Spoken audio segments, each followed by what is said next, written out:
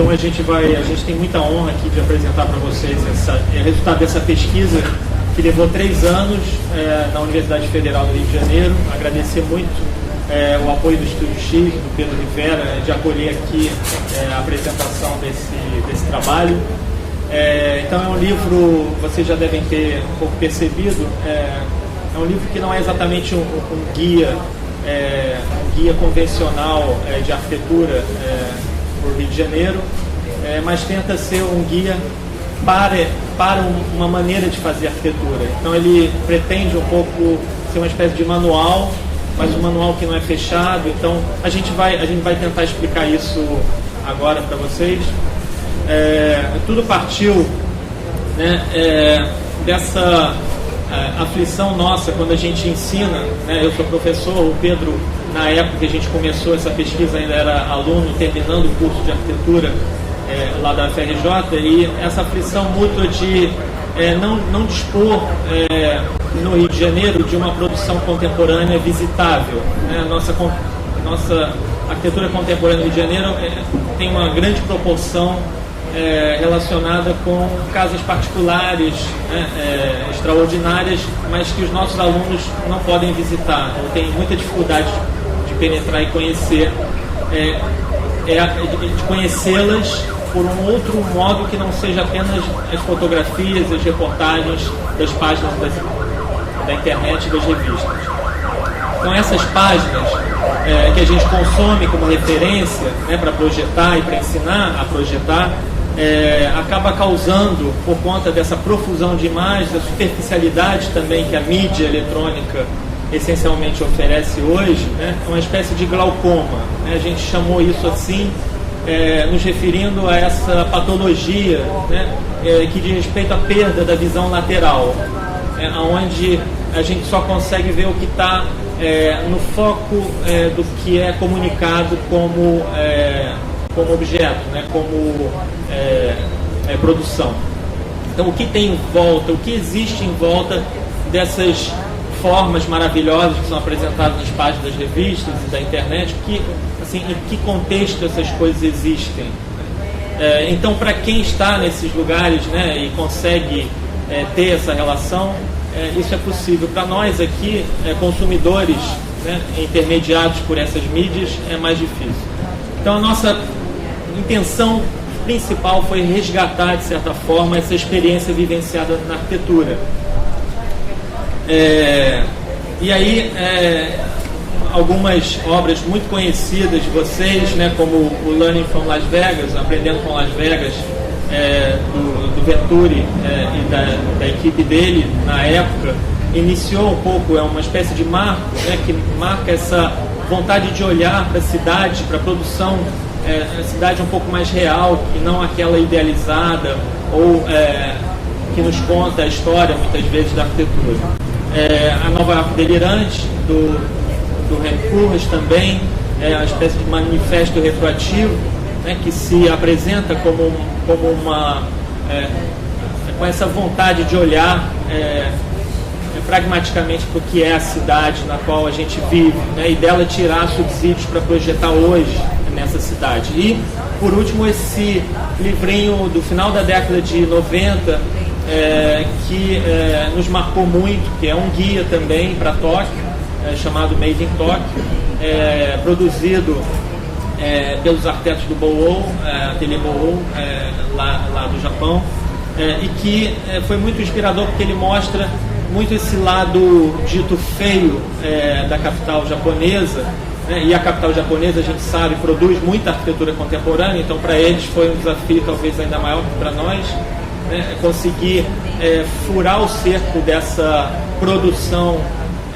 muito poderosa, muito fotogênica, para olhar para essa realidade estranha e a realidade confusa, a realidade híbrida e surpreendente que existe em Tóquio. Foi também muito... então esses livros nos serviram como uma espécie de antídotos, né, para o glaucoma, né, que nos atinge hoje.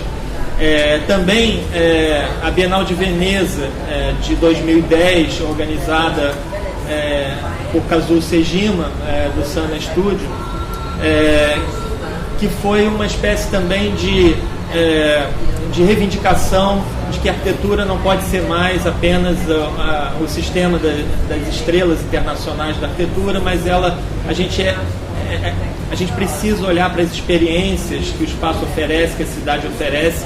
Então essa imagem do pavilhão holandês é muito forte, porque a Holanda foi um lugar de muita produção de arquitetura icônica, a gente sabe disso no início da última década, e esse pavilhão é uma espécie de reivindicação, né, de crítica muito exacerbada, porque ele mostra essas maquetes de edifícios existentes, edifícios que são vazios, voids, né, que estão vazios de uso, né, e mostra o quanto essa arquitetura que existe está à deriva, está esquecida, né, na cidade e dos arquitetos. E também um pequeno livro numa série publicada pela Architecture Association de Londres, de um outro japonês, que é Ngukuma, que é uma tese sobre o anti-objeto, onde ele reivindica essa relação com a arquitetura tradicional japonesa e faz uma crítica muito clara a essa produção contemporânea, que, segundo ele, é herdeira de uma tradição modernista, né, que ele critica justamente por ter sido veiculada através das mídias e apropriada através desse sistema de comunicação pelo qual hoje a gente continua consumindo arquitetura. Mas talvez nessa base toda de leituras que a gente teve, talvez e nessa construção teórica desse guia, né, que a gente apresenta hoje aqui para vocês, talvez as leituras que eu acabei de mencionar foram todas um pouco que catalisadas pelas atividades de intercâmbio internacional que a gente tem desenvolvido lá na FAU-FRJ, com escolas europeias, essencialmente. Ultimamente a gente tem trabalhado com a Escola Nacional Superior de Arquitetura de Versalhes, com um grupo de estudantes e professores um pouco coordenados pelo Jamel Cluj, que é um jovem arquiteto parisiense, que participou dessa proposta do Grand Paris, né, da Grande Paris, com uma visão muito alimentada, muito influenciada pelas referências teóricas que eu acabei de citar. Então esse convívio foi muito producente para nós, muito inspirador, e ele realmente nos estimulou a trabalhar dessa forma. E aí, a partir desses workshops, a gente começou a dar início à nossa pesquisa, né? E aí foi muito interessante, porque no ambiente acadêmico a gente se força a representar as nossas ideias através de desenhos, né? E aí a gente se deparou com uma coisa muito interessante, que é o poder de um diagrama comparado à fotografia, que é o meio pelo qual normalmente a gente está acostumado a receber esse tipo de projeto, através desse tipo de site que todos nós usamos, que são importantes, mas que, na nossa opinião, dizem de uma maneira específica uma coisa que o diagrama pode fazer de outra forma melhor. Então a gente entrou nesse universo da representação, buscando referências, buscando o que as coisas faziam, e aí é interessante ver esses dois desenhos. O da esquerda é do Stirling e o da direita é da Kazuo Sejima, do Sanaa. Então, esse desenho, na verdade, é uma planta, né, que é perspectivada. E aí, o que a gente percebe disso, assim, desse desenho? Que o diagrama, na verdade, ele tem uma vontade, né? Ele representa algo específico. Então, não é à toa que o diagrama é visto de baixo e a planta baixa está sem definição.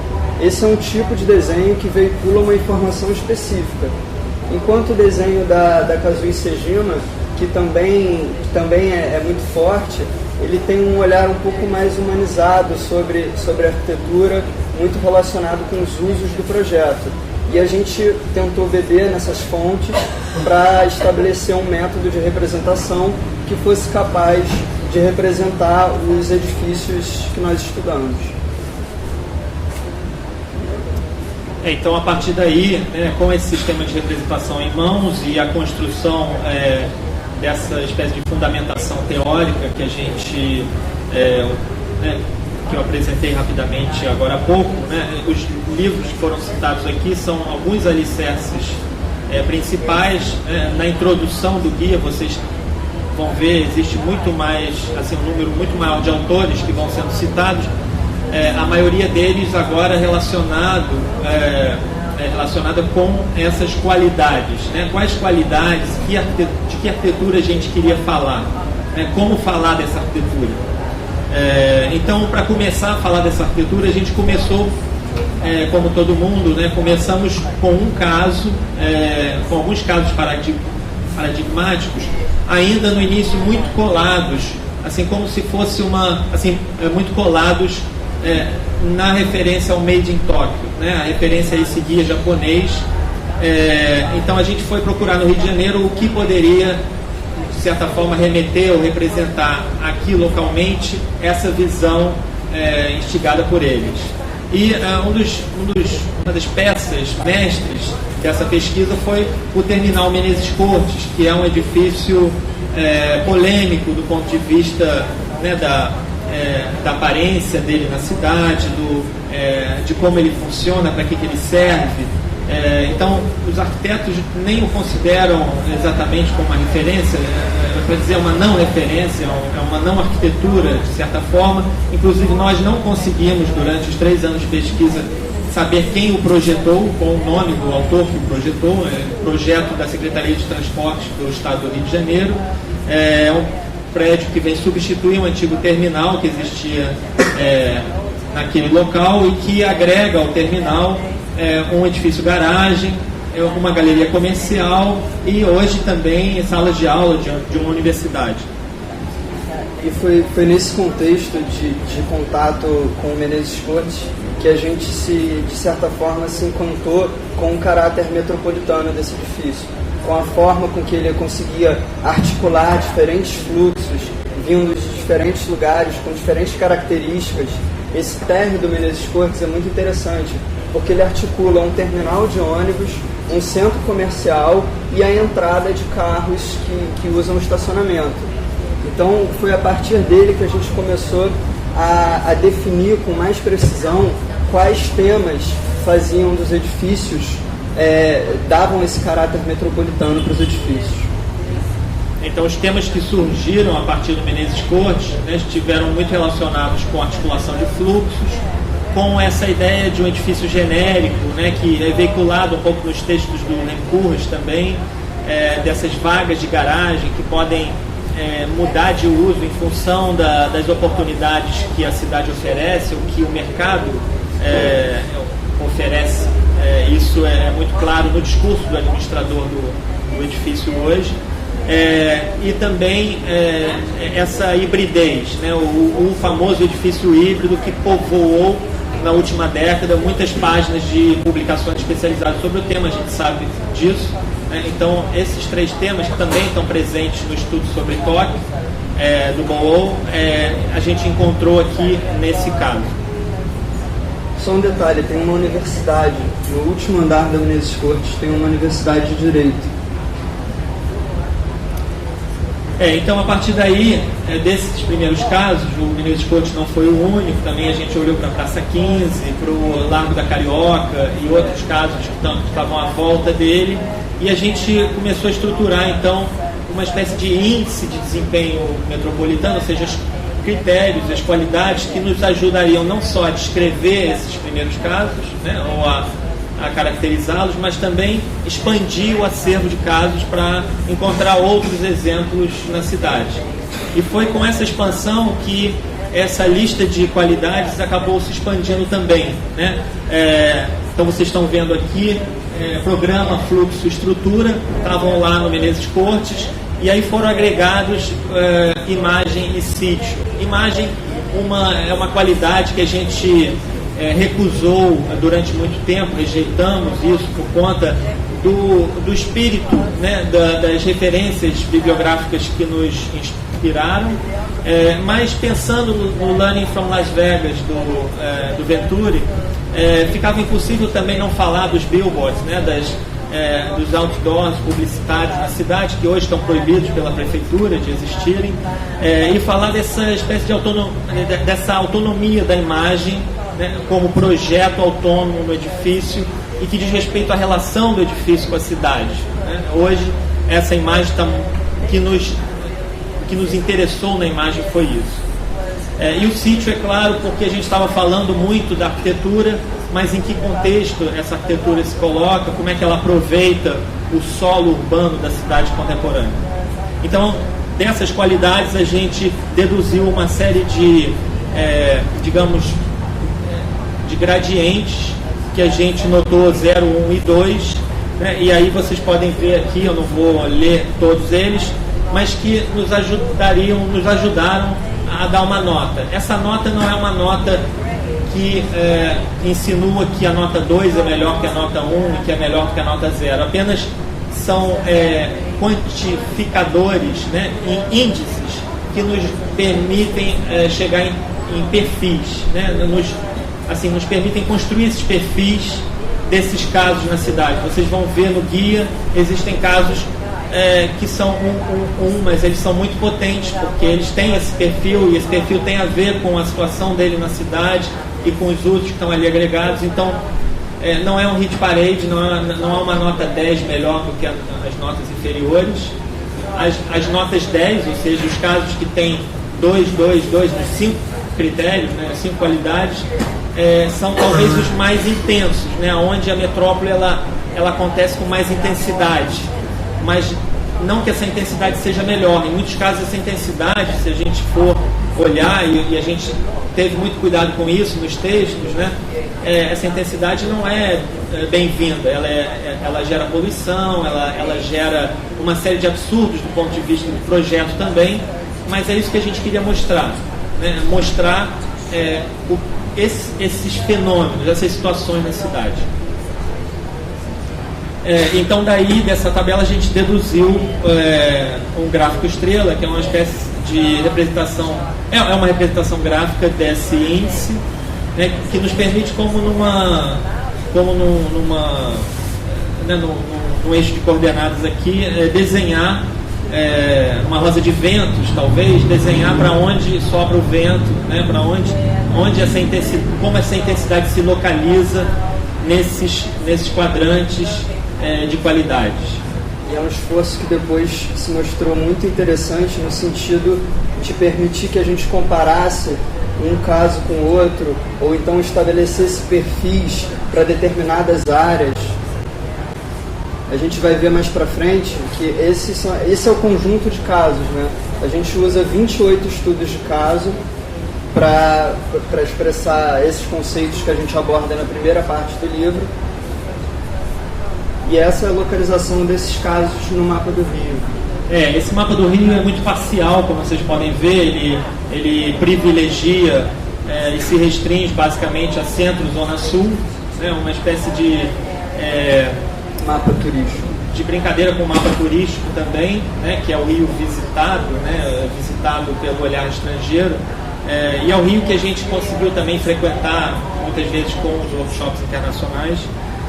Então a gente quis começar por isso, né? Certamente essa pesquisa vai avançar e agregar uma área muito maior da cidade, mas essa cidade turística nos interessou muito por conta desse apertamento, né, do espaço da cidade em relação aos obstáculos naturais e aos desafios que isso gera para a arquitetura. Então daí a gente também desenhou esse mapa de relações entre os casos. E essas relações existem todas na cidade, né?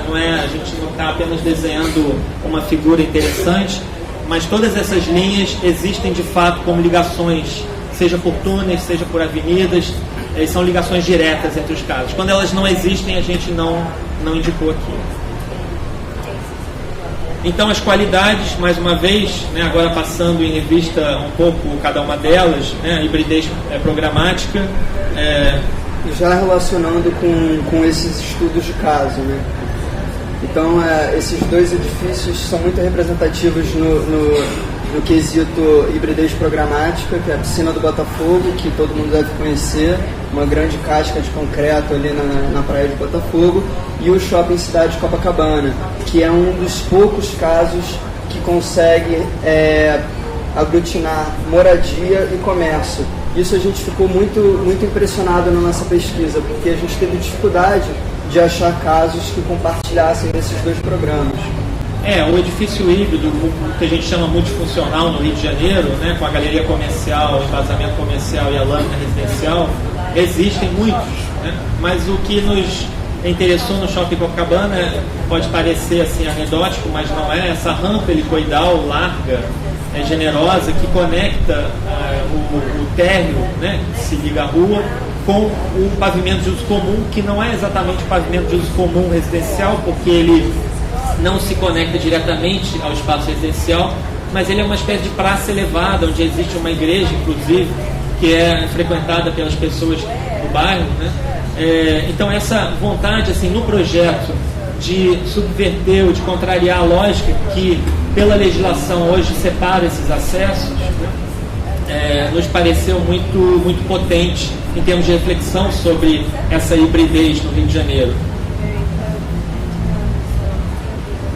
Sobre conectividade de fluxos, a gente não poderia deixar aqui de ilustrar esses dois casos paradigmáticos, que são a Esplanada de Santo Antônio, né, aqui muito próxima à Praça Tiradentes, e a Praça 15, né, que são grandes articuladores de fluxos em diferentes níveis, né. A Praça 15 é impressionante como a presença da perimetral, e a gente tentou desenvolver uma discussão sobre isso também, com a presença da perimetral ela gera essa intensidade. Mais uma vez a gente tenta fugir um pouco do juízo de valor, se é bom ou se é ruim, mas a gente discute assim, o que a presença dela permite como desempenho desse espaço, né? Permite associar uma via expressa com o espaço público e dar amparo também para outras atividades que acontecem debaixo desse viaduto.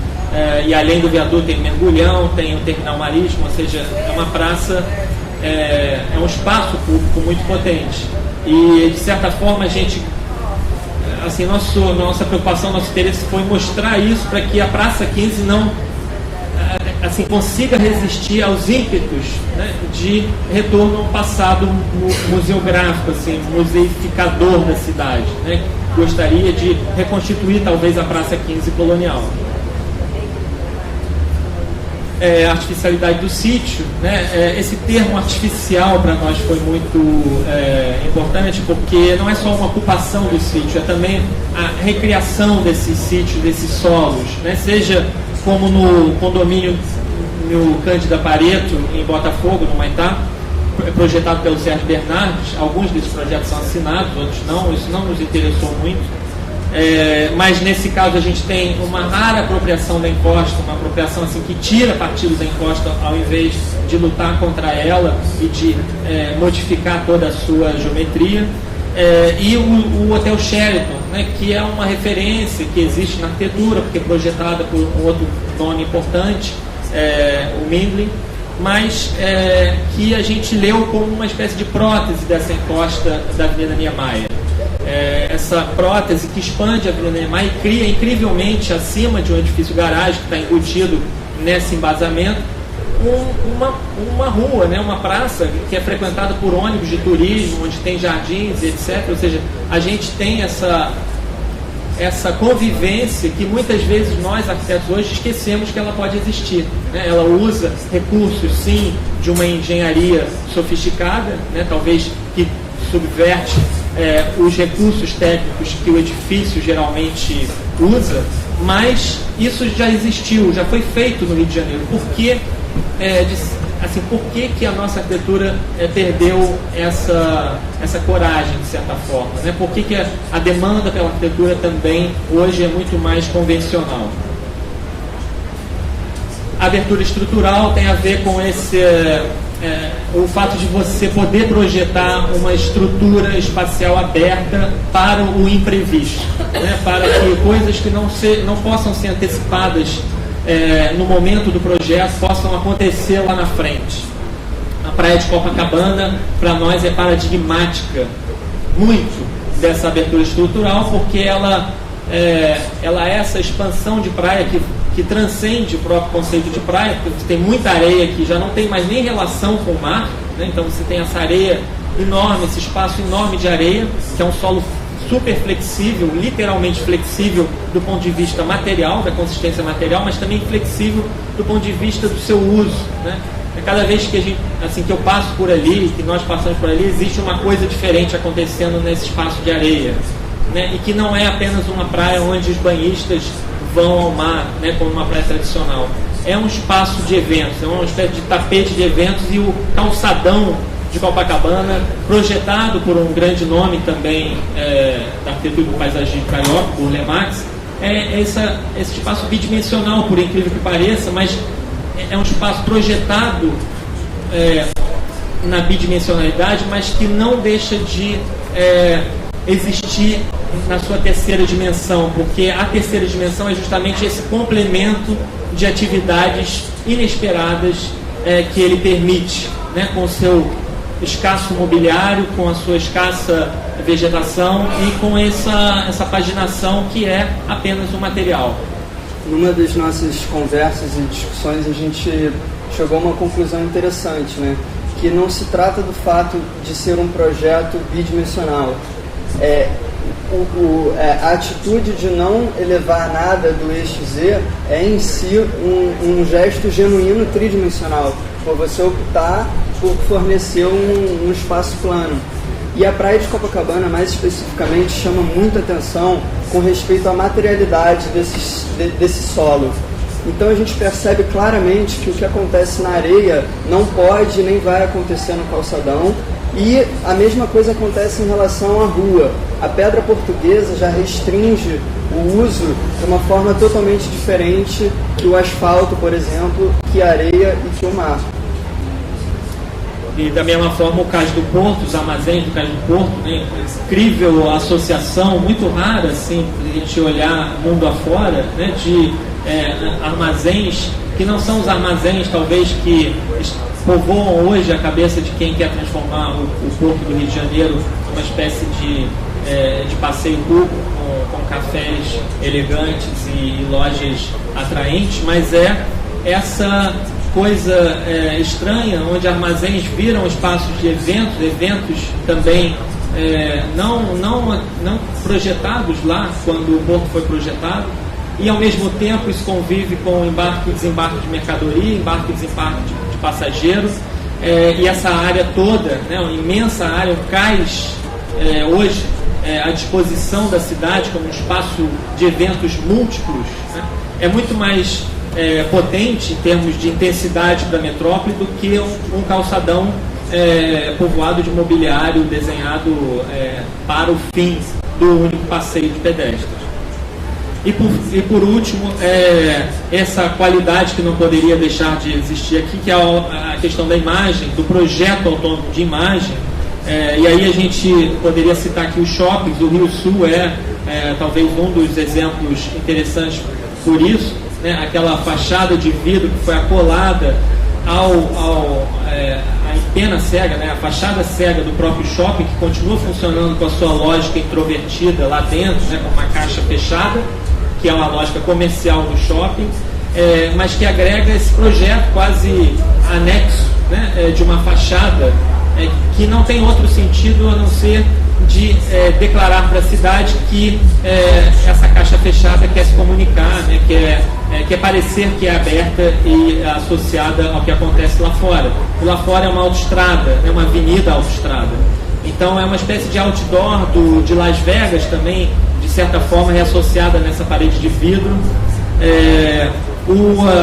E um outro caso incrível também, que é o Centro Empresarial Rio, mais conhecido como Edifício Argentina, na praia de Copacabana, que nos surpreendeu a todos. Inicialmente a gente chegou lá para no intuito de associá-lo à pesquisa por conta daquela conexão que existe no passeio de terra com as palmeiras, e de repente a gente se dá conta que um dos edifícios, uma das torres través, não é de escritórios, é um edifício garagem, mas travestido de edifício escritório. Então essa fachada de vidro fumê que como uma espécie de camuflagem, né, de disfarce, consegue de certa forma integrar o edifício garagem na paisagem do